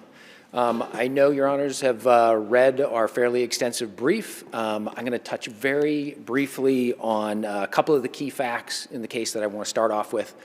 One, Mr. O'Brien, a local builder and developer in Andover, had a 10-year running conversation with the original defendants in this case, Francis and Richard Nabadowski. They were brother and sister. They owned and lived at a then-defunct pig farm. Over 10 years, they discussed the possibility of Mr. O'Brien purchasing a portion of that pig farm from them. Right, so, but let's just jump right to the terms of the agreement. So for one, it says we will close on the remaining land, which is on the left side, after we know the extent of the cleanup. Is there a price for that remaining land anywhere in this terms of agreement? Because I don't see one. I believe there is, Your Honor. It's $400,000. So, Where do you, can you, I'd really encourage you to go ahead and have the terms of the agreement right in front of you, because I don't see where you're getting that. It says, he agrees to pay $400,000 for each of the 2 lots to the right of your house. And then it says we will close, like, there's another sentence intervening that it reduces the balance owed for the property on the left side of your house to $400,000. I don't understand, reduce the balance owed. Like, what does that mean? sure. So we have a purchase price of $1.2 million. Okay, all right, so you're putting those 2 paragraphs together, and then he's not buying the house they're living in. Correct. So it's under the terms of agreement, he's buying the portion of the pig farm that doesn't include the house or the lot that it sits on. It's already sitting on an existing assessed lot, the house itself. He's paying $1.2 million in purchase price. He's paying $400,000 for each of the 2 lots to the right of the house, so that brings us to $800,000. Right, okay. And then that leaves us with $400,000 to the lot expected on the left side of the house. The portion of the pig farm that he's buying wraps around the farmhouse lot like a U with the farmhouse in the So then middle. if we proceed a little farther in the terms, it says there's the 6 months for the conservation work, and then there's additional 6 months to go to the town for approval of a minimum of 3 lots, and it says, you will grant me any extensions that I request. Does that sentence, you will grant me any extensions that I request, only modify the prior sentence, or does it modify the 6 months for the conservation work? Well, I think it's modifying the two permitting paragraphs, the two permitting lines. both, So okay. a two-step process for permitting. You need conservation approval of a wetland line to figure out how much uplands you have, because you have to have a minimum amount of uplands to create a building lot. And then a planning board process to obtain the approval of an approval not required plan, or a Form A plan that these lots are created, so a survey plan can be filed at the registry. So one of your challenges, and we recognize that we have a sample bias, but for us, we see the cases that don't go well before the Conservation Commission or the town, and so 6 months is a pipe dream in terms of the cases that we see, right? And the cases we see, it's years-long process, recognizing, of course, that we only see those cases. We don't see the cases that sail through without objection. So bearing in mind that we know we have that experience bias, walk me through how there's a closing date in here, or a formula for determining a closing date. Sure, happy to do that, Your Honor. So first off, the conservation process in this case was actually a very limited one. It would just be to identify the wetlands. So, and a notice of determination. Did that happen? No, the defendants here repudiated the contract. In fact, immediately after the TOA was signed, my client engaged his usual wetland scientist to go to the property to start that process. 6 days later, he went to deliver the deposit checks. The defendant repudiated the agreement, says we've changed our mind, and they then never allowed the wetland scientist to access the property to begin that. The information about the wetland scientist is not part of our record. Is that correct? It's part of your argument, but it's not part of our record? No, is it? it's in my client's affidavit. It Okay. may also be covered in some of his deposition where he does, it certainly in his affidavit, he testified that he called his wetland scientist and engaged them to start that work. Okay, that's helpful. Thank you. I didn't mean to sidetrack you from Judge Henry's question. Happy to answer the question. So what's the formula, or what's the timeline here?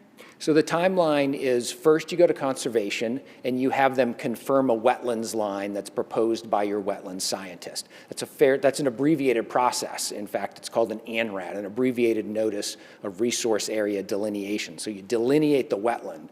Once you know where the wetlands are and the uplands are, then you can go to the second stage of this process, which is you go to the planning board and you ask them to endorse an approval not required plan.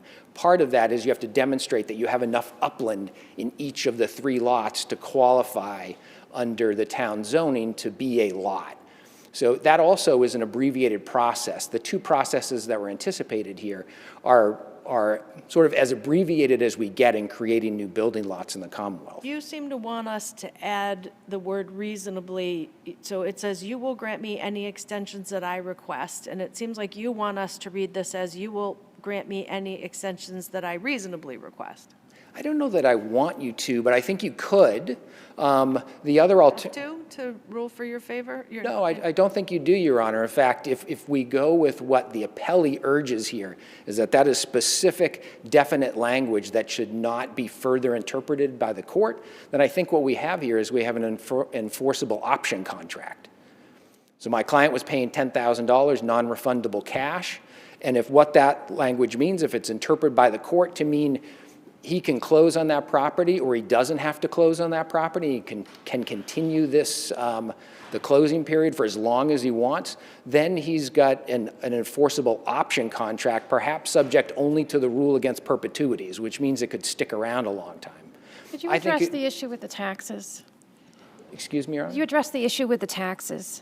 Sure. So the The terms of agreement specifically provide that the buyer can, if necessary, pay the back taxes. So there were a not insignificant amount of back taxes that had accrued on the property, and that was something that the buyer would be able to pay if necessary. And I would say if necessary, if the town elected to foreclose on its tax title over the course of this process. The buyer could, to protect his interest, pay those taxes to avoid the tax foreclosure or enter a payment plan for the town. But you're asking us to, your client thinks that means on your behalf and I get a credit for that, right?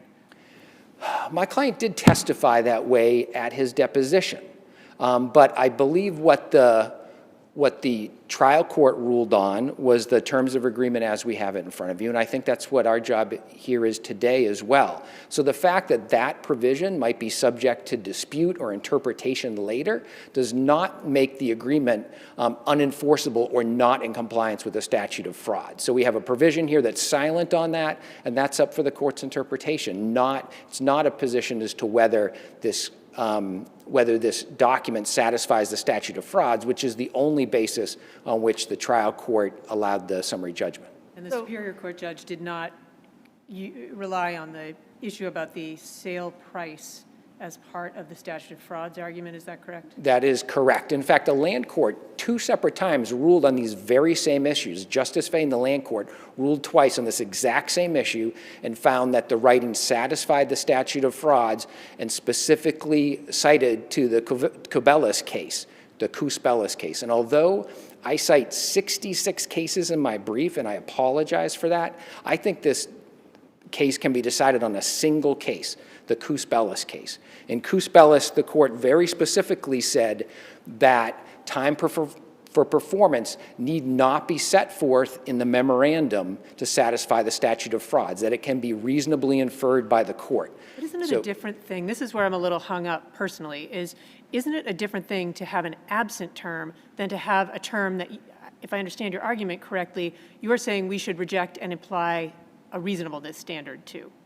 And that's specifically the whatever extensions I request from your client's perspective, you sellers will grant, is different than having a silent term as far as the closing goes. Is that, I'm not immediately clear on how the case that you're relying on addresses that particular situation. Sure, I think I understand the logic. I don't necessarily disagree with it. I think first the court could say we have language in the terms of agreement. That language is specific. We'll just enforce that language. As I noted before, that's an enforceable option contract. But that seems to say that your client could come forward in 40 years. If that's what the court finds is what was specifically agreed to by the parties and is not willing to interpret the language further, then that would be the outcome. I would say there's also a second outcome, which is the court could look at that very same language, find that it meets the statute of frauds, and then apply normal and usual interpretation of those clauses. Well, so I'm going to make a prediction that he's going to get up and he's going to say Cousbellis doesn't control here because it says the law will imply a reasonable time for performance, but he'll say that can't contradict the terms of the writing, and the terms of the writing seem to be to allow your client to have unlimited, even unreasonable extensions of time.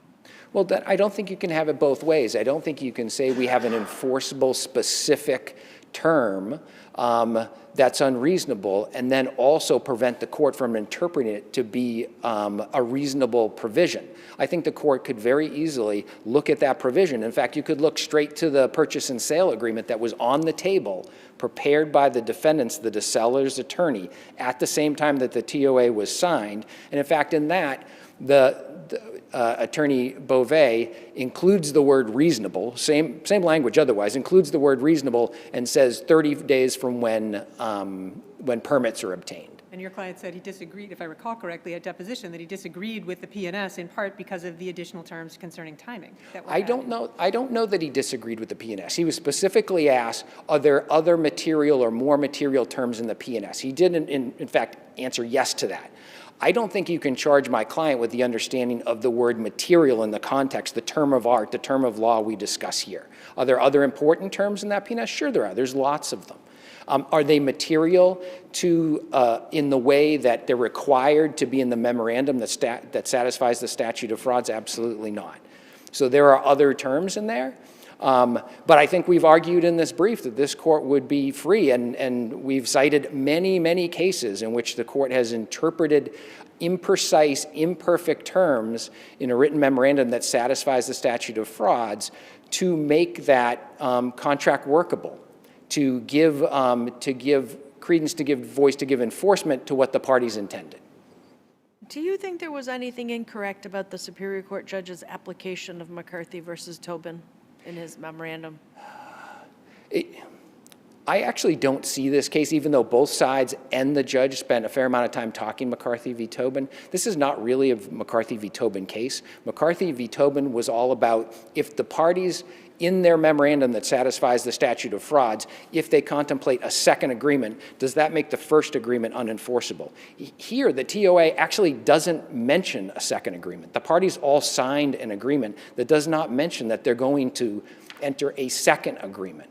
Now, there was a purchase and sale sitting on the table. They had discussions about it. There's intrinsic evidence or extrinsic evidence that that's what they intended to do. But unlike McCarthy v. Tobin, if you look at the face of the terms of agreement, it does not mention, and we'll sign a P&S later. So I don't think McCarthy v. Tobin really applies here. The case that I think the Superior Court judge really got wrong, or even backwards, is the Simon case. So the Superior Court judge relied on Simon, cited it a few times, doesn't cite Cus Bellis, goes to Simon and says, Simon says, I was trying not to go there, but I don't think of another way to say it. We all went there. Thank you. Simon says that dates are material, and since this date is not specific, because you can continue it indefinitely, that therefore this agreement is non-enforceable, doesn't meet the statute of frauds, except Simon says that that does not apply to contracts for the sale of land. The Simon case is about a contract for a lease. And the SJC in the Simon case discusses a lease. Its very essential term is the dates, because a lease is the exclusive ownership of property for a period of time. And if you don't have the period of time, you don't have a lease. And then very explicitly, there's a line in that case that says this does not apply to contracts for sale.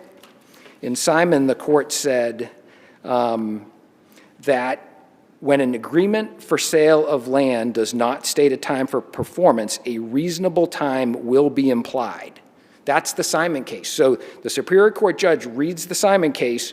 In it is the statement, when an agreement for sale of land does not state a time for performance, a reasonable time will be implied, citing Cus Bellis. And then the Superior Court turns right around and says, there wasn't a reasonable time specified in this agreement, so it doesn't satisfy the statute of frauds. I think the court was mistaking the rest of the Simon case, because it goes on to continue to talk about how dates are important, but only in a lease context, not in a sale context. And we have many cases, and I cite many of them in my brief, where the court has implied time for performance as a reasonable time. And you have even more than that here. You don't have the absence of time for performance. You have many elements directly within the TOA. You have the 6 months and the 6 months, the 1 year period, the permitting process, the parties' clear understanding that this would be closed once the permits were in place, and an assumed timeline for when that would be done, and then a clause that says, if I need some more time. I think that's the way it should be interpreted. If I need some more time, you'll give that to me. Am I correct that if we agree with you that the summary judgment should not have entered against you, you're asking us to remand for further proceedings? Is that right? Yes, Your Honor. Okay. Do you have any further questions? I think we'll have to leave it there. Okay. Thank you for the time.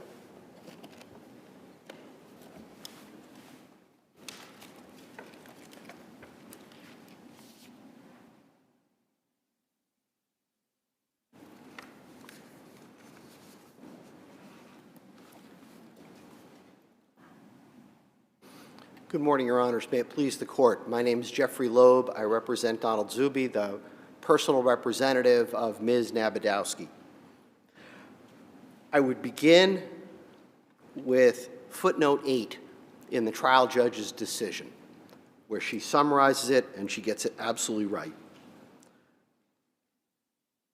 This is statute of frauds.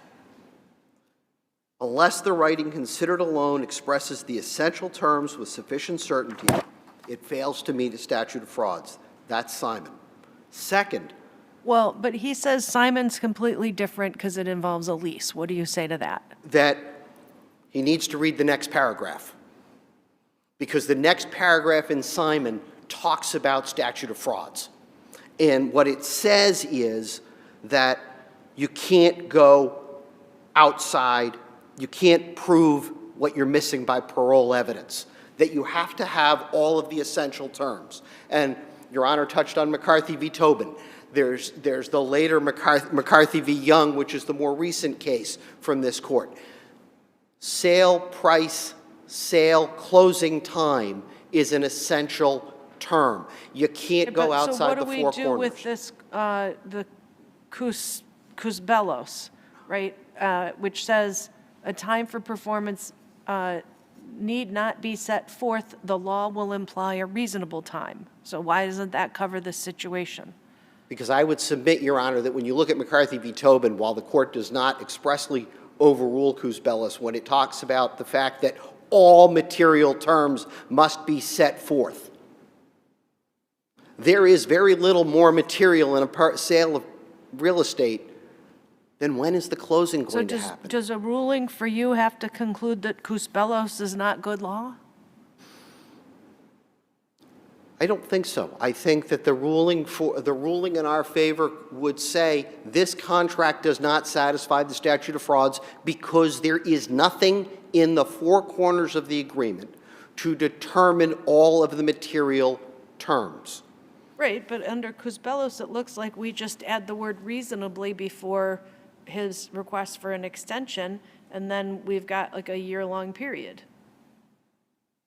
I'm sorry, you have a how long period, Your Honor? A year, because it's 6 months to go. Well, to the no, con- it's not. See, there's the problem, Your Honor. And I'll go back to where Your Honor began with Attorney Bornstein, pulling out the terms of agreement.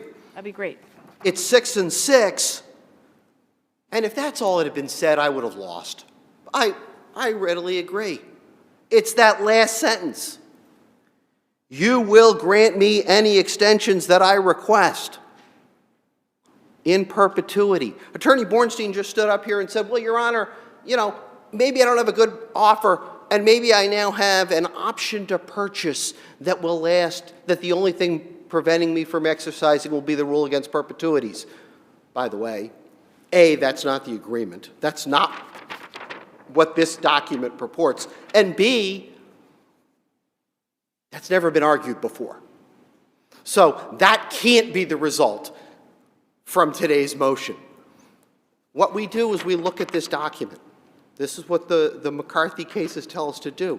This document has to satisfy the statute of frauds to be enforceable. So are you saying that if the terms of agreement document said reasonable extensions that I request, that would be sufficient? I think it would satisfy, if you're asking me would it satisfy the statute of frauds, I think it probably would. I think I would be in a different position, and then we would end up on a trial with an issue of, it wouldn't be summary judgment, I would tell you that, because the question of whether or not something is reasonable is going to be a question of fact. And I don't think I would have prevailed on summary judgment if that had been the language.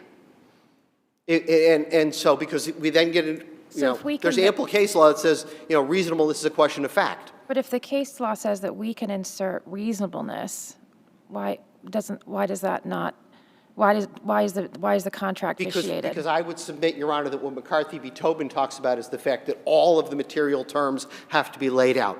And that Simon, which is after Cusbellos and does reference it, but then talks about the fact you can't use parole evidence to fix a statute of frauds problem. And the problem with the cases that Mr. O'Brien cites to with going outside aren't statute of frauds cases. Here we have a different animal in terms of we're dealing with statute of frauds. All of the material terms have to be here. But where's the case that says that the time for performance is a required term that has to be there, as opposed to Kuzbelos, which says we can read it in? I would submit, Your Honor, that in both McCarthy v. Tobin and McCarthy v. Young, both of those talk about the fact that all of the material terms must be in writing. Right, but I mean, I'm looking at Tobin, and it says that that document had the time and place for closing. Yeah, and that's when it said all of the material terms are here, because in McCarthy v. Tobin, they said it was enforceable because it had a time and place for closing. Do they say that, or is it, I mean, I'm only Well, no, looking McCarthy at v. the Tobin facts says, here. McCarthy v. Tobin says everything is here, therefore it's enforceable, and we don't need to go to purchase and sale. And It also, I mean, McCarthy argues in that case that the offer to purchase adequately described the property to be sold and the price to be paid. The remaining terms covered by the purchase and sale agreement were subsidiary matters which did not preclude the formation of a binding contract, bless you, and we agree. The bless you's not in the case. I understand. But what the court says, and the language in McCarthy v. Tobin, is that all of the material terms, if, however, the parties have agreed on all of the material terms, it may be inferred, and this is their citing to the Cohn v. Holbrook, may be inferred the final document is just basically surplusage. And so what they said here, what they said in McCarthy v. Tobin was everything is here. Right, but they do seem to say that for a property sale, you have to describe the property to be sold and the price to be paid, and they don't list in that list a closing date. No, but they do identify within it that there was a closing date set forth there was a time for closing set forth. And so that becomes the issue, Your Honor. I mean, do you think the terms of this agreement allow him to unreasonably request an extension? I think the way he drafted this agreement, Your Honor, it's open-ended. There is nothing in this document. What it says is, it says, you will grant me any extensions that I request. That language is clear. I'd have a tough time, I think, if I were standing up here later on trying to argue to this court that sentence is somehow ambiguous. You would look at me and say, Mr. Loeb, where in those words is there any ambiguity?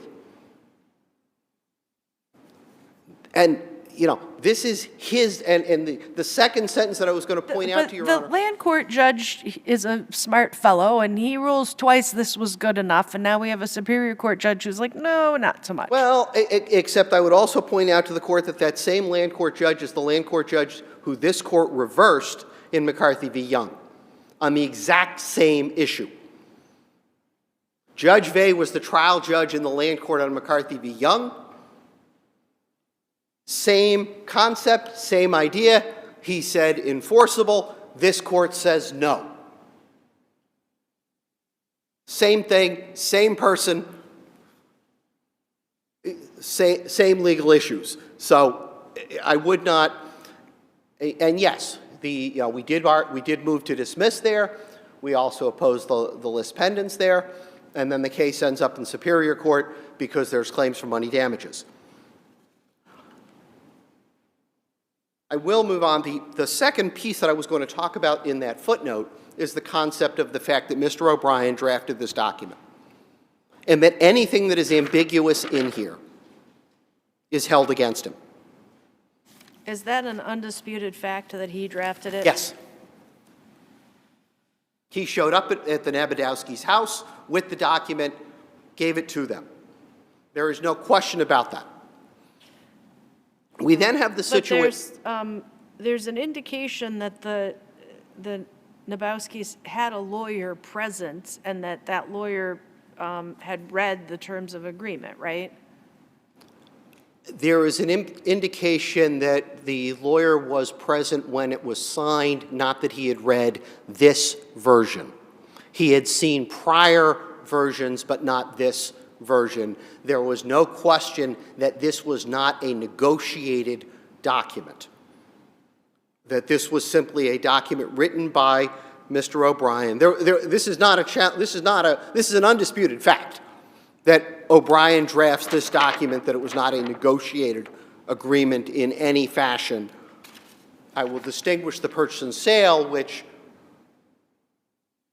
the attorney drafted and presented, and it had not yet been negotiated when my client said, hey, wait a minute, we're not buying because the terms of agreement says you're supposed to give us each $5,000 when this document is signed, and it's a few weeks later, and he shows up with the money, and that's when they say no. Why can't you go? You No, no, go.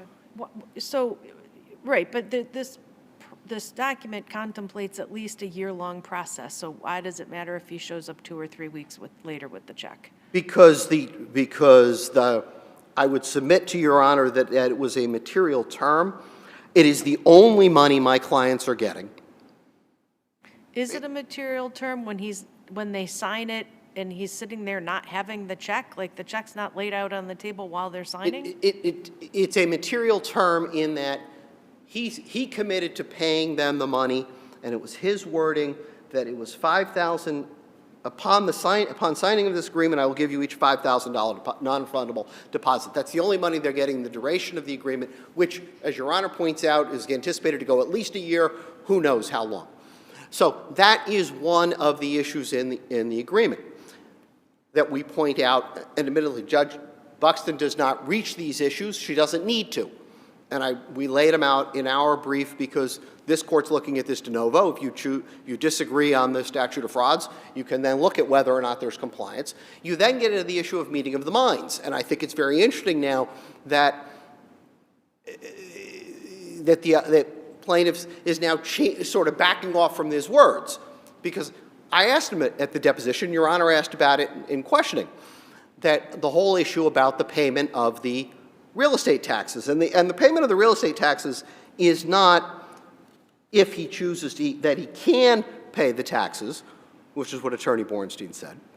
What the document says is, prior to going conservation, I will pay the outstanding taxes, if necessary, approximately $225,000, and negotiate a payment plan.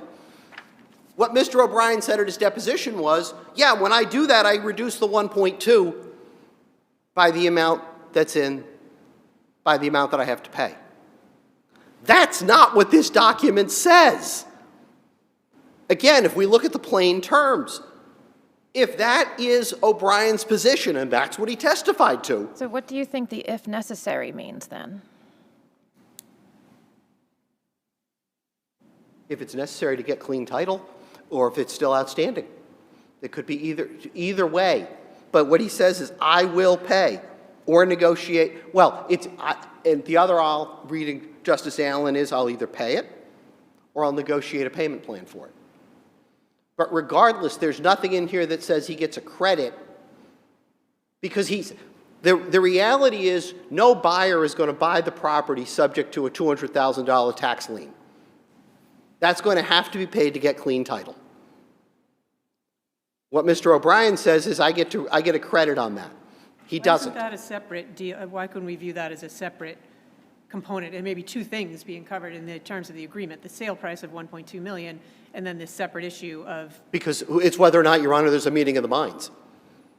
It's whether or not there's a meeting of the minds. That if there is an enforceable, if there's a piece of paper that satisfies statute of frauds, you still have to have a meeting of the minds for contract law.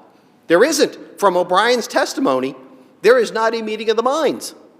Well, he says he expects to be paid back for that. No, he expects a credit. He expects to be able to reduce the purchase price by that. That's not what his agreement that he's seeking to enforce says. So he can't have it both ways.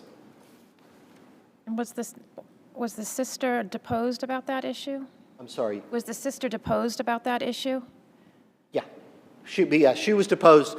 She was deposed before she died. He was not. And her testimony was, she expected she was getting, that the purchase price was 1.2, and whatever's on the real estate taxes was his problem. That he would be responsible for clearing title? he would be buyer? responsible for, I want to, the only thing she was asked about was paying the real estate taxes. There was no other discussion as to whether any other. Clearing that cloud, if the tax. Yes. And I want to clarify, because there are some mortgages out there, and that was not his. Can I ask one other question? The agreement also provides that we'll close on the remaining lot, talking about the division of the two payments of 400, or the $400,000 payment. It said we'll close on the remaining land, the second set of parcels, after we know the extent of the cleanup. Is the cleanup contemplated here? Literally, there's junk and pig farming equipment around here, or is there some CERCLA issue? What's the cleanup? It would have been, there was going to be some level, not CERCLA, but 21E type. When you have a pig farm, it is my understanding that there are potential environmental issues. Okay. And especially when you have a pig farm that has been there multi-generations.